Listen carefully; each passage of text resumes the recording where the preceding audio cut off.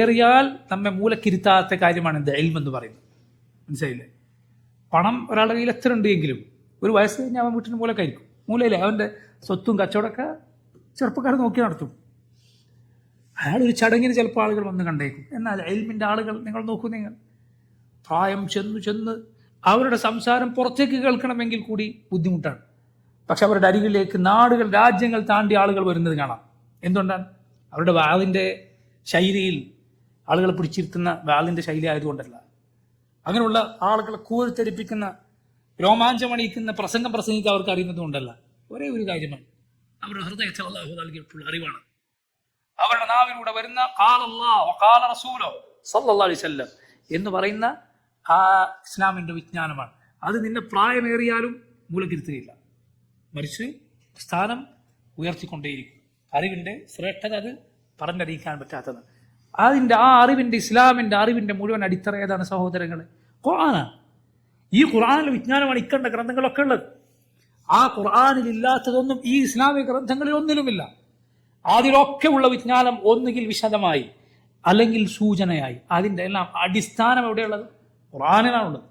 ആ ഖുർആനിൻ്റെ ഖിദ്മത്താണ്, അതിനുള്ള സേവനമാണ് ബാക്കി ഏത് ഇസ്ലാമിക വിഷയത്തിലെ ഗ്രന്ഥങ്ങളും. ആഖീദയാകട്ടെ, ഫിഖ് ആകട്ടെ, ഏത് വിഷയമാകട്ടെ, ആദാബാകട്ടെ, അഖ്ലാഖാകട്ടെ, എന്താകട്ടെ, ഈ ഖുർആൻ അതിലാണ് എല്ലാ വിജ്ഞാനവുമുള്ളത്. എത്രയോ പണ്ഡിതന്മാർ, എങ്ങനെയുള്ള പണ്ഡിതന്മാർ? ഷെയ്ഖുൽ ഇസ്ലാം ഇബ്നു തൈമിയ്യ റഹിമഹുല്ലാഹ്, അദ്ദേഹത്തെ പോലെയുള്ള മുഹഖ്ഖിഖുകളായ അറിവിൽ ആഴത്തിൽ വേരൂന്നിയ പണ്ഡിതന്മാർ, ചില ആധുനിക പണ്ഡിതന്മാർ പറഞ്ഞത് കാണാം. 11ഓളം പണ്ഡിതന്മാരുടെ ചരിത്രത്തിൽ ഞാൻ വായിച്ചിട്ടുണ്ട്. അത് ഈ കാലത്ത് ജീവിച്ചിരിക്കുന്ന ചില ഉലമാക്കൾ പറഞ്ഞത് കാണാം. 11ഓളം മഹാന്മാരായ പണ്ഡിതന്മാർ ഒരേ വാക്ക് അവരുടെ ജീവിതത്തിന്റെ അവസാന കാലം പറഞ്ഞത് കാണാം. എന്ത്?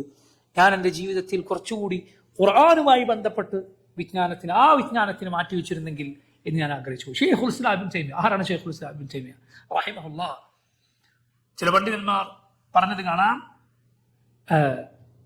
റുക്നുൽ മഖാമിനും അഥവാ കഅബയുടെ ഹജറുൽ അസ്വദിനും കഅബയുടെ വാതിലിനും ഇടയിൽ എന്നോട് ആരെങ്കിലും സത്യം ചെയ്യാൻ ആവശ്യപ്പെട്ടാൽ വേണമെങ്കിൽ ഞാൻ സത്യം ചെയ്തു പറയും. നബി സല്ലല്ലാഹു അലൈഹി വസല്ലം സഹാബത്തിന് ശേഷം ഇത്ര വിജ്ഞാനമുള്ളൊരു മനുഷ്യൻ വേറെ ഉണ്ടായിട്ടില്ല ഇബ്നു തൈമിയ്യയെ കുറിച്ച് ചില പണ്ഡിതന്മാർ പറഞ്ഞിട്ടുള്ളതാണ്. അവിടെ വെച്ച് വേണമെങ്കിൽ ഞാൻ സത്യം ചെയ്തു പറയാൻ തയ്യാറാണ്.